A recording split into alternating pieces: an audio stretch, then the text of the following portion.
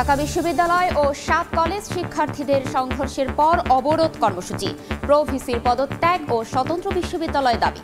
অধ্যক্ষদের নিয়ে বৈঠকে বসছেন উপাচার্য। চাকরি জাতীয়করণ চান ইবতেদায়ী শিক্ষকরা, আজও চারুকলার সামনে অবস্থান, দাবি আদায় না হওয়া পর্যন্ত আন্দোলন চালিয়ে যাওয়ার হুঁশিয়ারি। খুলনা ইউনিয়ন নেতাকে গ্রেপ্তারের প্রতিবাদে ট্যাঙ্ক লরি মালিক শ্রমিকদের কর্মবিরতি, বন্ধ তেল উত্তোলন, সরবরাহ হচ্ছে না ১৬ জেলার পাম্পে। হত্যা চেষ্টার মামলায় আত্মসমর্পণ করে জামিন পেলেন চিত্রনায়িকা পরিমণি। ন্যায় বিচার পাওয়া মামলা থাকায় উচ্চ আদালতে যাওয়ার প্রস্তুতি। এবং কোচ সংকটে রেলওয়ে ৫,০০০-এর চাহিদার বিপরীতে চলছে মাত্র ২,৫০০। উপচে পড়া ভিড়ে যাত্রী ভোগান্তি চরমে, দ্রুত সমাধান না করলে লোকসান বাড়ার শঙ্কা।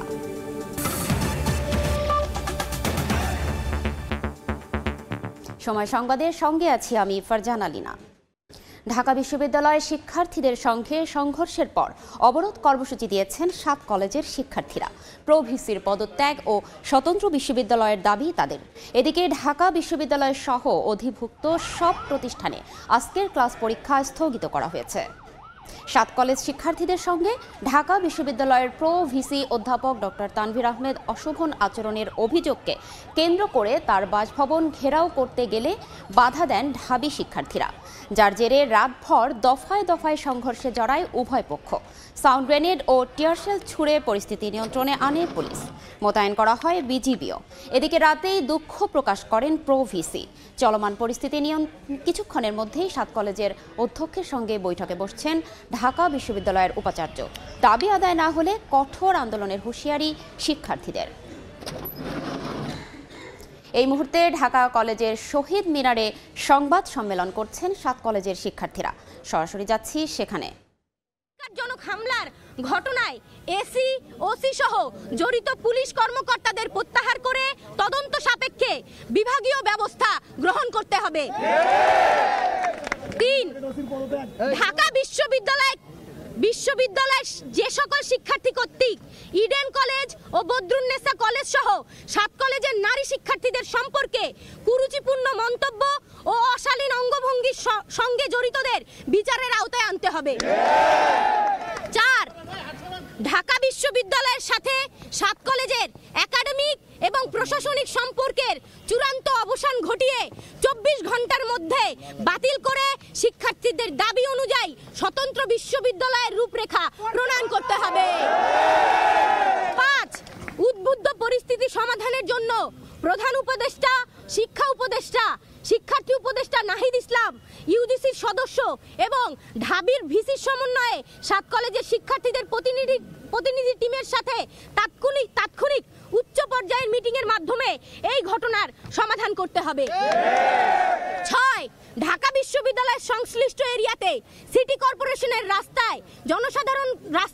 জনসাধারণের জন্য উন্মুক্ত করে দিতে হবে। আপনারা জানেন ৭ কলেজ ২০১৭ সালের পর থেকে অধিভুক্ত হওয়ার পর থেকে ৭ কলেজের শিক্ষার্থীরা বারে বারে রাস্তায় নেমেছে, বলেছে আমাদের সংকট নিরসন করেন। আমরা বারবার বলেছি এই যে শিক্ষার্থীকে বারে বারে মুখোমুখি দাঁড় না করিয়ে এই সংঘাত না তৈরি করে এই বিষয়টির একটা সৃজনশীল সমাধান আপনারা দেন, কিন্তু এই সৃজনশীল সমাধান যতদিন পর্যন্ত দেওয়া না হবে এই সংঘর্ষ কিন্তু চলতেই থাকবে। এই কথা কিন্তু আমরা স্পষ্টভাবে বলে দিতে চাই। তাই আমরা বলছি অতি সত্বর ৭ কলেজের এই যে সংকট, সেই সংকটের সমাধান করতে হবে। আচ্ছা, আমি মোহাম্মদ সজিবউদ্দিন, ঢাকা কলেজ। আমাদের যে ২৪ ঘন্টা সময় দিয়েছে সেটা একটু আমরা সংশোধন করলাম, সেটা হচ্ছে ৪ ঘন্টা হবে। ৪ ঘন্টার ভিতরে বিকেল ৪টার মধ্যে প্রো ভিসি মামুনকে পদত্যাগ করতে হবে। আর এই আমাদের ঢাকা কলেজের শিক্ষার্থী রাকিবের উপরে যেভাবে নির্মম, যেই ফ্যাসিস্ট আওয়ামী লীগের আমলে পুলিশ যেভাবে হামলা করতো, ঠিক সেম কায়দায় হামলা হয়েছে। আগামী ৪ ঘন্টার ভিতরে এই হামলাকারীদেরকে শনাক্ত করে বিচারের আওতায় আনতে হবে। যদি না আনে ৪ ঘন্টা পরে ঢাকা কলেজ, তিতুমির কলেজ, সাত কলেজ সহ আমরা কঠোর কর্মসূচি দিতে বাধ্য হব।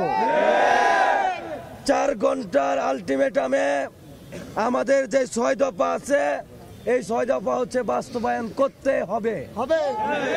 যদি না করে তাহলে আমরা 4 ঘন্টা পরে আমরা কঠিন কর্মসূচির দিকে যাব। আমরা 4 দিন 5 দিন কিংবা 24 ঘন্টা বেঁধে দেব না আর। কারণ যখন বৈষম্য 7 কলেজের যে সংকটের বিরুদ্ধে যখন আমরা দাঁড়িয়েছি, তখন ঢাকা বিশ্ববিদ্যালয়ের প্রশাসন আমাদের উপরে লাঞ্ছনা বঞ্চনা বিভিন্নভাবে হ্যায় প্রতিপন্ন করে আমাদেরকে আরো ড্যামেজ করার চেষ্টা করেছে। আমরা যখন প্রতিবাদের সুর তুলেছি, তখন এই মামুন বাহিনী দিয়ে নীলক্ষেত এই মিরপুর রোডে আমাদের উপর অতর্কিতভাবে হামলা হয়েছে। যদি 4 ঘন্টার ভিতরে আমাদের দাবি বাস্তবায়ন না হয়, আমরা কঠিন কর্মসূচির দিকে যাব। আমাদের আহত আমরা 7 জন, এখন পর্যন্ত আমাদের গুরুতর আহত আছে 3 জন, আর হচ্ছে 7 জন, আর হচ্ছে আনুমানিক হচ্ছে আপনার 10 জনের মতো আছে। 10 জন হচ্ছে দৃশ্যমান যারা এখন আমাদের হলে আছে, আর নরমালি হচ্ছে 50+ হবে আমাদের যারা আহত হয়েছে সবগুলি। গতকালকে ঢাকা বিশ্ববিদ্যালয়ে যে ঘটনা ঘটেছে, সেই ঘটনার সাথে ছাত্র দলের সম্পৃক্ততা আছে বলে একটি অভিযোগ উঠেছে। অবশ্যই না পেয়েছেন কিনা, আরেকটি বিষয়, আপনারা কি ধরনের কঠোর কর্মসূচি দিবেন? ঢাকা ব্লকের নাকি কি করবেন একটু বিস্তারিত জানাবেন। আমাদের গত আপনার প্রথম কোশ্চেনটা গতকাল সংবাদ সম্মেলন করে প্রতিটা প্রতিষ্ঠানে আপনারা অবরোধ ডাক দিয়েছিলেন, সেটি কেন করেননি সকাল থেকে এবং সময়, সেটাও একটু ক্লিয়ার করবেন। কালকের আপনার কোশ্চেনের অ্যান্সার দিই। কালকে আমরা হচ্ছে জনদুর্ভোগের কথা চিন্তা করে জনদুর্ভোগের কথা চিন্তা করে আলোচনার প্রেক্ষিতে সকল দল মত নির্বিশেষে ক্যাম্পাসে 7 কলেজের সাথে সকল সামাজিক সংগঠনগুলোকে নিয়ে আজকে আমরা কালকের হচ্ছে যে সংবাদ সম্মেলনের যে কর্মসূচি ছিল ওটা উড্ড করে আজকে আমরা কর্মসূচি হচ্ছে হাতে নিয়ে যে 4 ঘন্টা আলটিমেটাম দিয়েছি, যাতে আমাদের হচ্ছে দাবি দাওয়াগুলো মেনে নেয়, তারপরে দেন আমরা কর্মসূচি। আচ্ছা, ওইটা হচ্ছে 4 ঘন্টা পরে আমরা পেয়েছে জানিয়ে দেবো আমরা কি ধরনের কর্মসূচি দিব। আচ্ছা, ছাত্র দলের যে বিষয়টা, যখন একটা মুভ ক্রিয়েট হয়ে গেছে, এখন এখানে কি ছাত্র দল ছিল নাকি ছাত্র শিবির ছিল ওইটা দেখার বিষয় ছিল না, বা আমরা খুঁজে বের করতে পারি নাই। ঢাকা বিশ্ববিদ্যালয় সবাই হল থেকে ছেলেপেলে যারা ছিল ওরা বেরিয়ে আসছে, ঢাকা কলেজের হল থেকে সবাই বেরিয়ে আসছে, যাতে ক্যাম্পাস টু ক্যাম্পাসে যে প্রাতিষ্ঠানিক যে দ্বন্দ্ব, সেই দ্বন্দ্বতে ওটা চলে গেছে ভাই। এখানে রাজনৈতিক কোনো ইস্যু ছিল না। পুলিশের ভূমিকা ছিল যখন আপনার নীলক্ষেত থেকে দাওয়া পাল্টা দেওয়া শুরু হয়েছে, তখন আমি নিজেই মহসিন ভাইকে কল দিয়েছি থানায়, আপনি দুদিকেই ছত্রভঙ্গ করে দেন।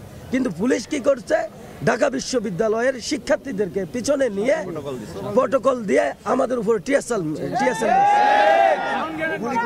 তারপর যখন আমাদের ইডেনের বোনেরা যখন বেরোয় আসছে, তখন নীলক্ষেতে ঢাকা বিশ্ববিদ্যালয়ের শিক্ষার্থীরা তাদের প্রতি হচ্ছে কুরুচি মন্তব্য দিয়ে হচ্ছে কি ইট পাটকেলও মারছে, ইভেন হচ্ছে কি তারা হচ্ছে কি কুরুচি মূলক হচ্ছে কি মন্তব্য দিয়েছে। আর কোনো প্রশ্ন? এতক্ষণ সঙ্গে ছিলাম ঢাকা কলেজ প্রাঙ্গণে। এই মুহূর্তে ঢাকা বিশ্ববিদ্যালয়ে আছেন সহকর্মী মাসুদুর রহমান। বিস্তারিত জানতে সরাসরি যাচ্ছি তার কাছে।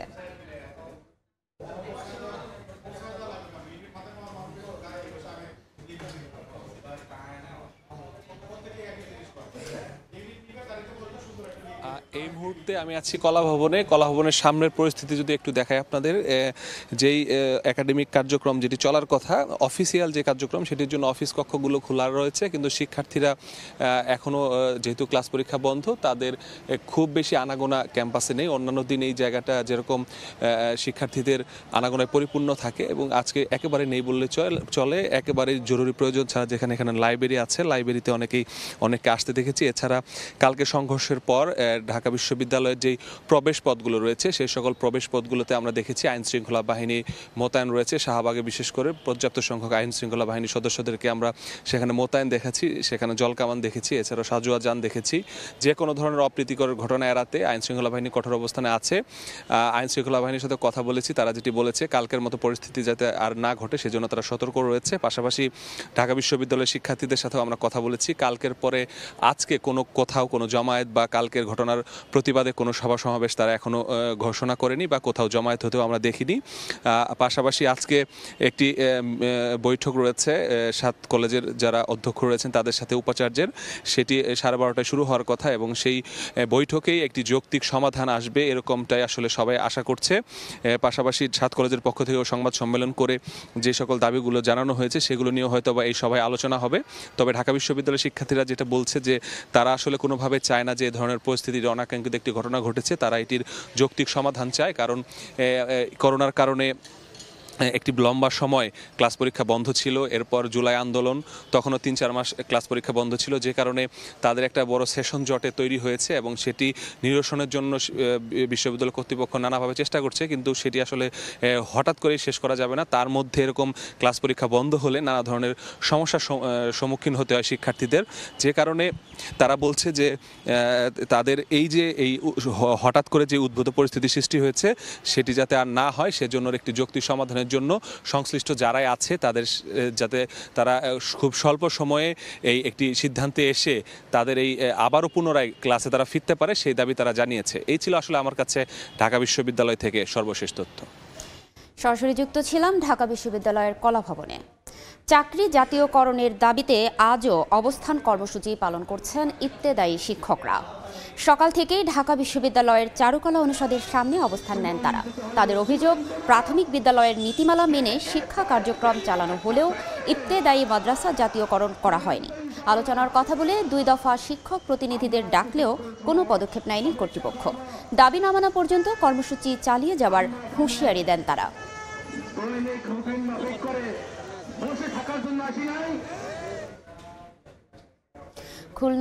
খুলনায় ট্যাঙ্ক লরি শ্রমিক ইউনিয়ন নেতা আলী আজিমকে গ্রেপ্তারের প্রতিবাদে দ্বিতীয় দিনের মতো ডিপো থেকে তেল উত্তোলন বন্ধ রেখেছেন শ্রমিকরা। সকালে খালিশপুরে বিভাগীয় ট্যাঙ্ক লরি শ্রমিক ইউনিয়নের কার্যালয়ের সামনে অবস্থান নিয়ে কর্মবিরতি শুরু করেন তারা। এর আগে রোববার দুপুরে গত 21 আগস্টের নাশকতা মামলায় আলী আজিমকে গ্রেপ্তার করে ডিবি পুলিশ। পরে তাকে খালিশপুর থানায় হস্তান্তর করা হয়। এরপর থেকে পদ্মা, মেঘনা, যমুনা 3টি তেল ডিপো থেকে জ্বালানি তেল উত্তোলন ও পরিবহন বন্ধ হয়ে যায়। এদিকে ধর্মঘটের কারণে এখন পর্যন্ত খুলনা সহ 16 জেলায় জ্বালানি তেল সরবরাহ ও পরিবহন বন্ধ রয়েছে। আমাদের কর্মবিরতির মূল উদ্দেশ্য হচ্ছে আলী আজিম ভাইয়ের নামে মিথ্যা মামলা প্রত্যাহার এবং অবিলম্বে আজকের ভিতরে তার মুক্তি চাই। এই শেখ হাসিনার কিছু প্রেতাত্মা এই প্রশাসনের মধ্যে এখনো গাপটি মারে আছে, যারা এইটাকে ঘোলাটে করার জন্য, তেল সেক্টরকে ঘোলাটে করার জন্য এখানে এসে এরকম একটা হামলা করছে এবং আমাদের নেতৃবৃন্দ সহ আমাদের অনেক লোককে তারা জখম করছে। এ বিষয়ে বিস্তারিত জানাতে খুলনার খালিশপুরে আছেন সহকর্মী তানজিম আহমেদ। সরাসরি যাচ্ছি তার কাছে। খুলনা বিভাগীয় ট্যাঙ্ক লরি শ্রমিক ইউনিয়নের সাধারণ সম্পাদক আলী আজিমকে গ্রেপ্তারের প্রতিবাদ ও তার জামিনের দাবিতে ট্যাঙ্ক লরি শ্রমিক কর্মচারীদের যে কর্মবিরতি অব্যাহত আছে সেটি এখনো চলছে। কিছুক্ষণ আগে আমাদের ট্যাঙ্ক লরি শ্রমিক ইউনিয়নের যে সভাপতি তার সাথে কথা হয়েছে, তিনি কিন্তু এখন আসলে আরো বিস্তৃত পরিসরে এই কর্মবিরতি চলবে বলে জানিয়েছেন। অর্থাৎ তারা বলছেন যে মামলায় আলী আজিমকে গ্রেপ্তার করা হয়েছে গত 21 আগস্ট খালিশপুর থানায় দায়ের করা বিএনপি কার্যালয়ের ভাঙচুরের যে মামলাটি হয়েছিল, সেখানে কিন্তু যারা ইউনিয়নের শ্রমিক কর্মচারী এবং নেতা সহ মোট 9 জনের নামে মামলা হয়, তারা এখন বলছেন শুধু আলী আজিমের জামিন নয়, অন্য যে 9 জনের নামেও মামলা রয়েছে তাদেরকে যতক্ষণ পর্যন্ত এই সব মামলা থেকে অব্যাহতি না দেওয়া হবে ততক্ষণ পর্যন্ত তাদের এই কর্মবিরতি চলবে। অর্থাৎ প্রথম থেকে গতকাল থেকে যে বিষয়টি আমরা শুনছিলাম, সকালেও নেতারা যে বিষয়টি বলছিলেন যে শুধু আলী আজিমের জামিন হলে হয়তো এই কর্মবিরতি প্রত্যাহার হবে এবং ট্যাঙ্ক যে তেল উত্তোলন এবং সরবরাহ এটি স্বাভাবিক হবে, সেটি আসলে এখন হচ্ছে না বলতে হবে।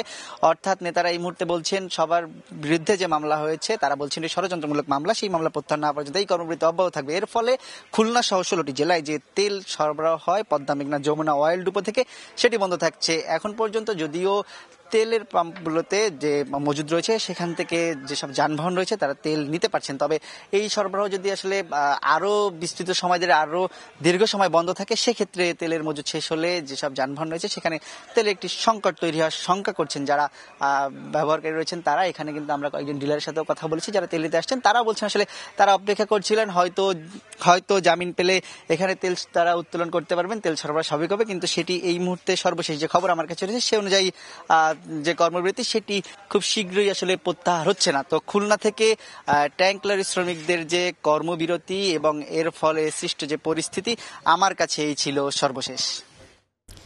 সরাসরি যুক্ত ছিলাম খুলনায়। সময় সংবাদে আরও থাকছে, রাত হলেই আতঙ্কের নগরী খুলনা। 4 মাসে 11 খুন, মাদক কারবারি জামিনে বের হওয়া চিহ্নিত সন্ত্রাসী ফের জড়াচ্ছে হত্যাকাণ্ডে।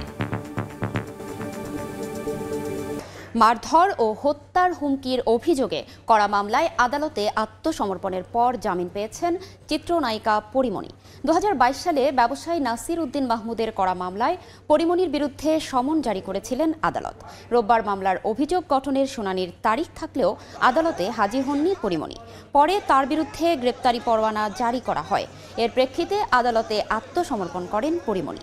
এ সময় তার আইনজীবীরা বিচারককে জানান, শারীরিক অসুস্থতার কারণে আগের দিন অনুপস্থিত ছিলেন পরিমণি। একই ঘটনায় 2021 সালে নাসির উদ্দিন আহমেদের বিরুদ্ধে ধর্ষণ ও হত্যা চেষ্টার মামলা করেছিলেন পরিমণি। সেই মামলা এখনও সাক্ষ্য গ্রহণ পর্যায়ে রয়েছে। পরিমণির দাবি, বিচার কার্যক্রম প্রভাবিত করতে পাল্টা মামলা করেছিলেন নাসির উদ্দিন। তবে ন্যায় বিচারের প্রত্যাশা তার।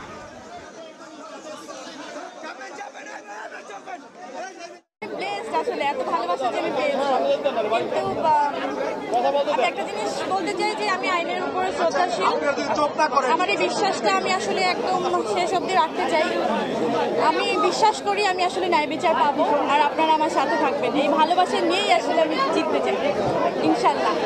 জামিনের প্রার্থনা করেছিলাম, বিজ্ঞ আদালত জামিনের প্রার্থনা মঞ্জুর করেছেন এবং পরিমণি জামিন প্রাপ্ত। এখন যাত্রাবাড়ী থানার হত্যা মামলায় সালমান এফ রহমানকে 3 দিনের রিমান্ডে পাঠিয়েছেন বিচারক। এছাড়া বিভিন্ন থানার মামলায় সাবেক মন্ত্রী আনিসুল হক, জুনাইন আহমেদ পলক ও সালমান এফ রহমান সহ 12 জনকে নতুন করে গ্রেপ্তার দেখানো হয়েছে। সোমবার সকালে ঢাকার সিএমএম আদালতে তাদের হাজির করা হলে এই আদেশ দেন বিচারক। নতুন করে গ্রেপ্তারকৃত আসামিদের মধ্যে রয়েছেন সাবেক আইজিপি চৌধুরী আব্দুল্লাহ আল মামুন, হাসানুল হক ইনু, রাশেদ খান মেনন, গণমাধ্যম কর্মী ফারজানা রূপা ও শাকিল আহমেদ। রাষ্ট্রপক্ষের আইনজীবী বলেন, জুলাই আন্দোলন চলাকালে হত্যাকাণ্ডে ইন্ধনদাতা হিসেবে ভূমিকা রেখেছিলেন আসামিরা। এদিকে গ্রেপ্তারের পর থেকে কারাগারে থাকায় শিশু সন্তানদের কথা উল্লেখ করে বিচারকের কাছে জামিন আবেদন করেছেন সাংবাদিক দম্পতি ফারজানা রূপা ও শাকিল আহমেদ। এছাড়া সাবেক দুর্যোগ ব্যবস্থাপনা ও ত্রাণ প্রতিমন্ত্রী ডাক্তার এনামুর রহমানকে গ্রেপ্তার করেছে ঢাকা মহানগর গোয়েন্দা পুলিশ ডিবি।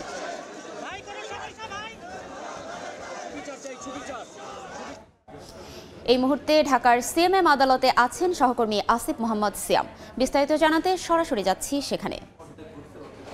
জুলাই আন্দোলন চলাকালে যাত্রাবাড়ী থানার একটি হত্যা মামলায় সালমান এফ রহমানকে আজ ঢাকার সিএমএম আদালতে 3 দিনের রিমান্ড দেওয়া হয়েছে। এছাড়া তার সাথে আওয়ামী লীগের ওতপ্রোতভাবে জড়িত যারা ছিলেন, অর্থাৎ হাসানুল হক ইনু, সাবেক আইনমন্ত্রী আনিসুল হক, জুনাইদ আহমেদ পলক, রাশেদ খান মেনন সহ মোট 12 জনকে আদালতে হাজির করা হয় এবং তাদের সবাইকে জুলাই আন্দোলনের বিভিন্ন হত্যা মামলায় তাদেরকে নতুন করে গ্রেফতার দেখানো হয়েছে। এর মধ্যে চৌধুরী আব্দুল্লাহ আল মামুন, পুলিশের সাবেক মহাপরিদর্শক, তাকেও একটি হত্যা মামলায় নতুন করে আবারও গ্রেফতার দেখানো হয়েছে।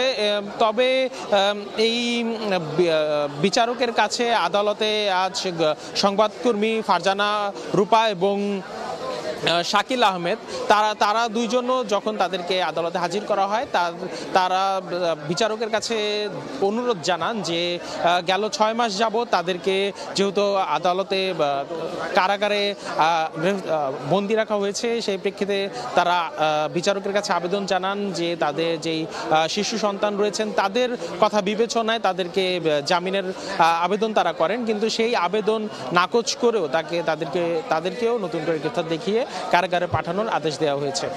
এবং রাষ্ট্রপক্ষের আইনজীবী এই সময় আমাদেরকে যেটা জানিয়েছেন যে জুলাই আন্দোলন চলাকালে যারা সশরীরে এই সকল হত্যাকাণ্ডের সাথে জড়িত ছিলেন সেই হত্যাকাণ্ডের পাশাপাশি আজকে অভিযুক্ত হিসেবে যাদেরকে আনা হয়েছে মোট 12 জনকে, সেই 12 জন বিভিন্নভাবে ইন্ধনদাতা হিসেবে বা উস্কানিদাতা হিসেবে বিভিন্নভাবে তারা জড়িত ছিলেন এবং সেই প্রেক্ষিতেই তাদেরকে এই মামলাগুলোর এজাহারনামীয় আসামি করা হয়েছিল এবং সেই প্রেক্ষিতে আজকে তাদেরকে গ্রেফতার দেখানো হয়েছে।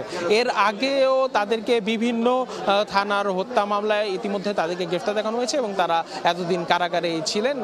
এবং এছাড়া গতকাল সাবেক দুর্যোগ ব্যবস্থাপনা ও ত্রাণ মন্ত্রণালয়ের সাবেক প্রতিমন্ত্রী এনামুর রহমানকেও গ্রেফতার করা হয়েছে, তাকেও আজ বিকেলে আদালতে হাজির করা হবে বলে আমরা জানতে পেরেছি। তো এই ছিল আমার কাছে সর্বশেষ। সরাসরি যুক্ত ছিলাম ঢাকার সিএমএম আদালতে। দেখছেন সময় সংবাদ। অন্যায়ভাবে চাকরিচ্যুতির প্রতিবাদ ও বর্তমান উদ্যোক্তা পরিচালকদের অপসারণ চেয়ে মানববন্ধন করেছে ডেল্টা লাইফ ইন্স্যুরেন্সের শতাধিক কর্মকর্তা ও কর্মচারী। সোমবার সকালে আগারগাঁওয়ের সিকিউরিটিজ অ্যান্ড এক্সচেঞ্জ কমিশন বিএসইসির সামনে এ মানববন্ধন অনুষ্ঠিত হয়। এ সময় কর্মকর্তা কর্মচারীরা দাবি করেন, বর্তমানে অবৈধ পরিচালনা পর্ষদ দিয়ে প্রতিষ্ঠানটি পরিচালিত হচ্ছে। এই পর্ষদ ভেঙে প্রকৃত উদ্যোক্তাদের নিয়ে নতুন পর্ষদ গঠন করতে হবে। যারা দীর্ঘদিন অনিয়ম করে প্রতিষ্ঠানটি পরিচালনা করেছে তাদের বিচারের আওতায় আনার দাবিও করা হয়। এছাড়া অন্যায়ভাবে চাকরিচ্যুতদের পুনর্বহাল ও পাওনা পরিশোধের কথা বলেন প্রতিষ্ঠানটির কর্মীরা। চাহিদা ৫,০০০ হলেও মাত্র ২৫০০ কোচ নিয়ে চলছে বাংলাদেশ রেলওয়ের যাত্রী সেবা। ফলে ট্রেনগুলোতে উপচে পড়া ভিড়ে যেন ভোগান্তির শেষ নেই। শুধু তাই নয়, কোচ না থাকায় নতুন রুটগুলোতে চালানো যাচ্ছে না ট্রেন। যোগাযোগ বিশেষজ্ঞরা বলছেন, অপরিকল্পিত উন্নয়নের ফলে দেখা দিয়েছে সংকট। দ্রুত কোচ কেনার উদ্যোগ না নিলে লোকসান বাড়ার শঙ্কা তাদের। তবে রেল বলছে ২০০টি কোচ কেনার প্রকল্প নেওয়া হয়েছে। ঢাকার কমলাপুর রেল স্টেশন থেকে ছাদ ভর্তি যাত্রী নিয়ে বিমানবন্দর রেল স্টেশনে প্রবেশ করে চট্টলা এক্সপ্রেস। এখানকার প্ল্যাটফর্ম আগে থেকেই যাত্রী ঠাসা। ট্রেন ভেড়ার সঙ্গে সঙ্গে শুরু হয় যুদ্ধ। দরজা জানালা দিয়ে যেভাবে পারছেন ভেতরে ঢোকার প্রাণান্তকর চেষ্টা। ট্রেনের ভেতর যেন তিল ধারণের ঠাঁই নেই। একজনের কাঁধে অন্যজন ঝুলেও দাঁড়ানোর জায়গা নেই সেখানে। ফলে জীবনের ঝুঁকি নিয়ে ছাদে উঠছেন যাত্রীরা, ভিড় সেখানেও। ঝুঁকি তো অবশ্যই, ঝুঁকি আছে না, এছাড়া তো উপায় নাই, যাইতে তো হইব। প্রচুর ভিড়, প্রচুর, যেটা প্রকাশ করা যায় না। যে অবস্থা, টিকিট কেটে ওঠা অসম্ভব। রেলপথের নিয়মিত যাত্রীরা বলছেন, লোকাল মেইল আর কমিউটার ট্রেনের এমন দৃশ্য নিত্যদিনের। এসব রুটের ট্রেনগুলোতে কোচের সংখ্যা বৃদ্ধি কিংবা ট্রেন বাড়ানোর দাবি তাদের। হয়তো কোচ বাড়াইতে হবে, নাহলে ট্রেন বাড়াইতে হবে। বগির সংখ্যা বাড়ানো দরকার, ট্রেনের সংখ্যা বাড়ানো দরকার। রেলওয়ের তথ্য বলছে, বর্তমানে ৫,০০০ কোচের চাহিদা রয়েছে আর ট্রেন চলছে মাত্র ২৫০০ কোচ নিয়ে। আর এজন্য নতুন রুটেও চালানো যাচ্ছে না কাঙ্ক্ষিত ট্রেন। যাত্রীদের যে চাহিদা, সেই চাহিদা আমরা পূরণ করতে পারতেছি না। নতুন আমাদের যদি অধিক কোচ থাকতো তাহলে আমরা ঢাকা, খুলনা, ঢাকার আসে বিভিন্ন রুটে আমাদের ঢাকা ওই নতুন রুটগুলো দিয়ে অনেক সুন্দর সুন্দর গাড়ি চালানো যেত, অনেক রুটে যাত্রীদের সুবিধা হতো।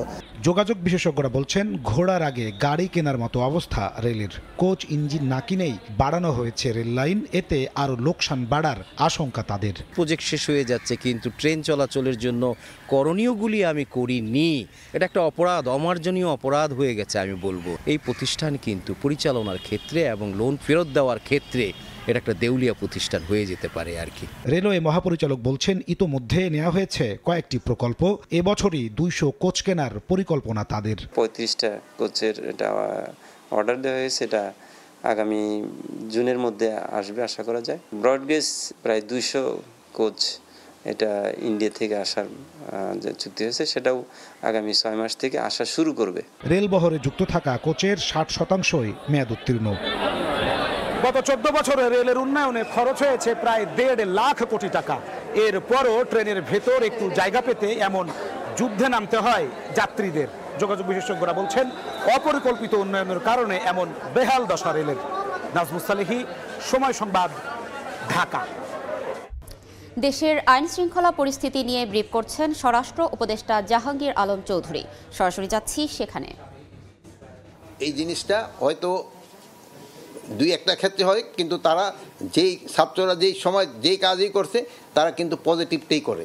তারা কিন্তু নেগেটিভ কোনো কাজ করে না। অনেক সময় আছে হয়তো একটা কাজ করতে গেলে ছোটোখাটো দিয়ে একটা ভুল হতে পারে, এবং এইটার ক্ষেত্রে আপনাদেরও একটা রোল আছে, আপনারাও কিন্তু পজিটিভটা তাদের বুঝাতে পারেন, ভাই এই এখানে না করে এখানে করো, এটা করলে ভালো। আমরা দেখেছিলাম যে ইবতেদায়ী শিক্ষকরা তাদের উপরে জল কামান বা টিয়ার শেল নিক্ষেপ করা হয়েছে, এটা নিয়ে পুলিশের ভূমিকা নিয়ে অনেকেই সমালোচনা করেছেন। পুলিশও বলছে যে তাদের বিকল্প ছিল না, ঠিক কোন জায়গায় ঘাটতিটা? এইটার ক্ষেত্রে আমি একটু আপনারা বলি, আপনি বলে নেন, আপনিও বললেন, অ্যাড করেন। সেটা হচ্ছে পরবর্তী হচ্ছে 7 কলেজ এবং ঢাকা বিশ্ববিদ্যালয়ের সংঘর্ষ হয়েছে, এখানে দেখলাম যে পুলিশ পরিস্থিতি নিয়ন্ত্রণ করবে, এটাই স্বাভাবিক, সেটা একটা সহনশীল প্রক্রিয়া। কিন্তু দেখলাম যে ঢাকা কলেজের একজন শিক্ষার্থীকে সে পরিচয় দেওয়ার পরও যখন সে নিয়ন্ত্রণ করতে গিয়েছিল, তাদেরকে কিন্তু তাদের এলোপাতে তার প্রতি হচ্ছে আঘাত করা হয়েছে, সেটা বলা যায় এক ধরনের মৃত্যুর সজ্জায়। এই পুলিশ যে আক্রমণ করে লাঠিচার্জ করবে, সেটা একটা, যেটা আমরা দেখছি সেনাবাহিনী কিন্তু লাঠিচার্জ করে, কিন্তু পুলিশের যখন লাঠিচার্জ করে তখন কিন্তু তারা আসলে হুঁশ থাকে না, তাকে মাথায় মারতেছে নাকি চোখে মারতেছে। এই বিষয়ে তাদেরকে নিয়ন্ত্রণ করতে গেলে বেশি কোনো দিক নির্দেশনা আপনারা দিবেন কিনা, যে এই প্রক্রিয়া আসলে লাঠিচার্জ করা যাবে? আমরা যে সব জায়গায় এলোপাতারি ভাবে তারা এই কাজগুলো করে। এই যে ধরেন আপনারাও কিন্তু আপনাদের সবসময় দিক নির্দেশনা দেয়, এখানে আপনারা আস্তে আস্তে ঢোকেন, কিন্তু আপনারা এখানে ঢুকানোর সময় দেখবেন যে আমি আগেই বলি গ্লাসগুলি সরাই রাখো, যেটা আপনারই ভেঙে ফেলেন। আপনার মতো এত সেন্সেবল লোক যারা সমাজকে সচেতন করতেছেন, তারা কিন্তু এই 5 মিনিটের জন্য এটা করে ফেলেন।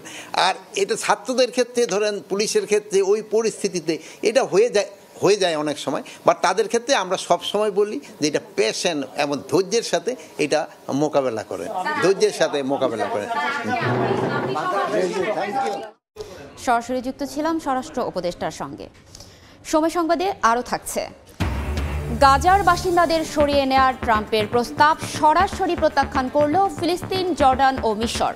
নিজ ভূখণ্ড না ছাড়ার ঘোষণা ফিলিস্তিনিদের।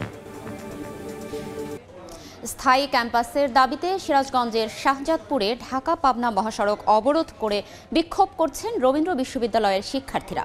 এ বিষয়ে বিস্তারিত জানাতে এই মুহূর্তে সেখানে আছেন রিপোর্টার রিঙ্কু কুন্ডু। সরাসরি যাচ্ছি তার কাছে।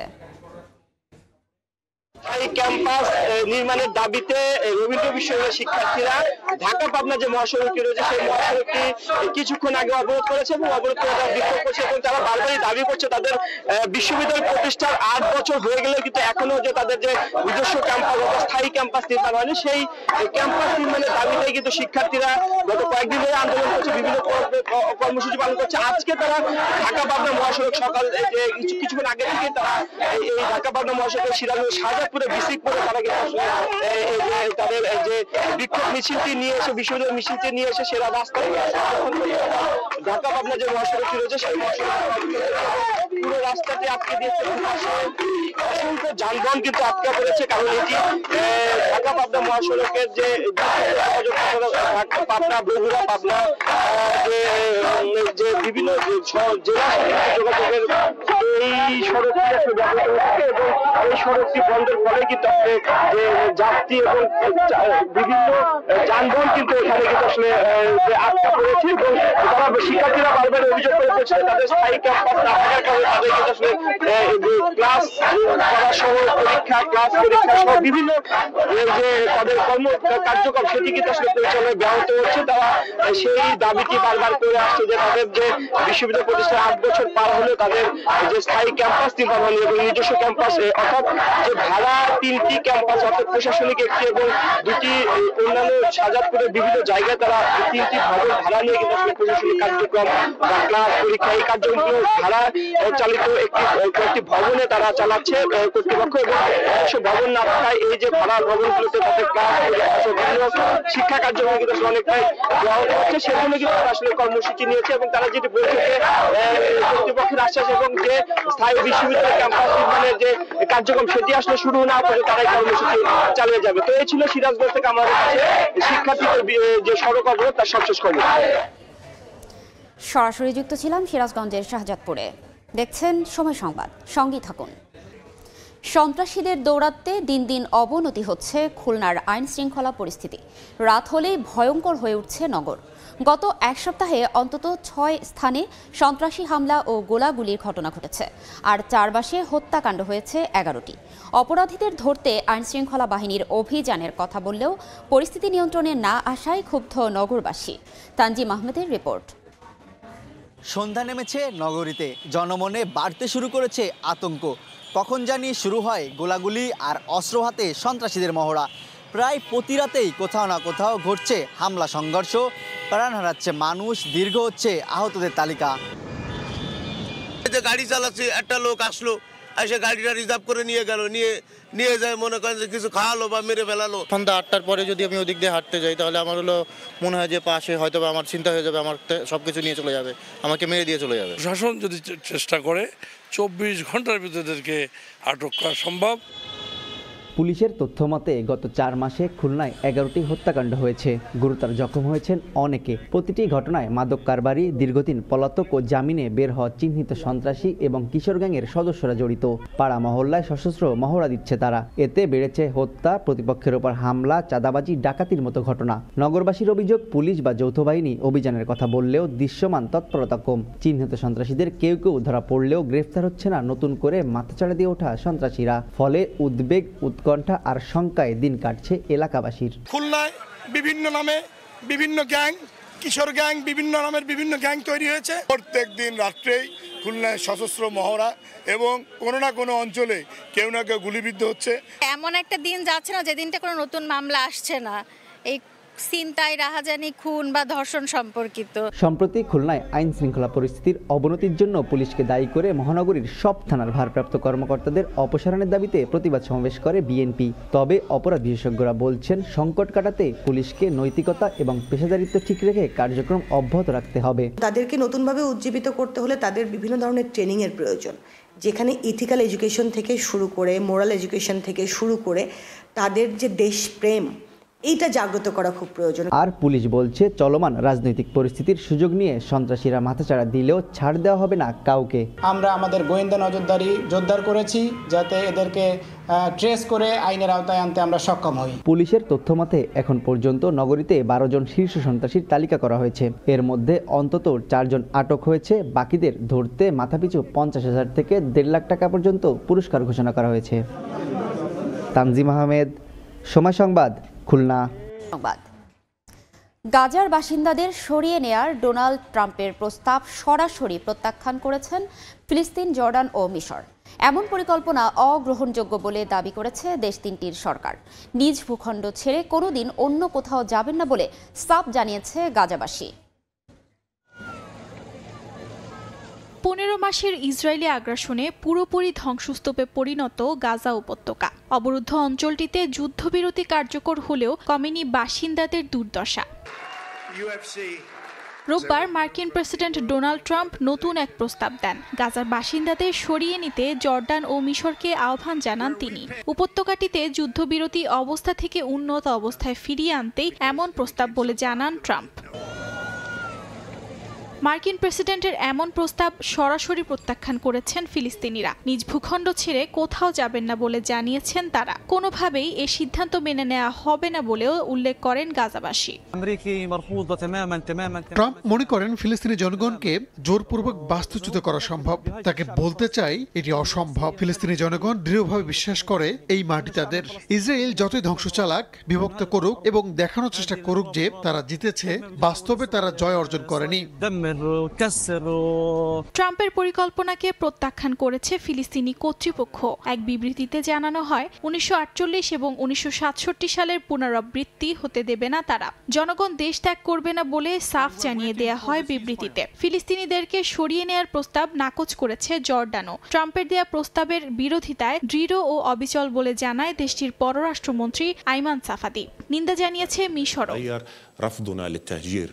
চলমান পরিস্থিতির মধ্যেই অধিকৃত পশ্চিম তীরে ইসরায়েলি সামরিক বাহিনীর অভিযান অব্যাহত রয়েছে। এই ঘটনায় শিশুসহ কয়েকজনের হতাহতের খবর পাওয়া গেছে। উর্জিতা সোহেজিন, সময় সংবাদ। এ পর্যায়ে শীর্ষ সংবাদগুলো জানিয়ে দিচ্ছি আরও একবার। প্রভিসির পদত্যাগ সহ ৬ দফা দাবি পূরণে ৪ ঘন্টার আলটিমেটাম ৭ কলেজ শিক্ষার্থীদের, নইলে কঠোর আন্দোলনের হুঁশিয়ারি। অধ্যক্ষদের নিয়ে জরুরি বৈঠকে উপাচার্য। চাকরি জাতীয়করণ চান ইবতেদায়ী শিক্ষকরা, আজও চারুকলার সামনে অবস্থান, দাবি আদায় না হওয়া পর্যন্ত আন্দোলন চালিয়ে যাওয়ার হুঁশিয়ারি। এবং হত্যা চেষ্টার মামলায় আত্মসমর্পণ করে জামিন পেলেন চিত্রনায়িকা পরিমণি। ন্যায় বিচার পাওয়ার আশা, একই বিষয়ে আলাদা মামলা থাকায় উচ্চ আদালতে যাওয়ার প্রস্তুতি।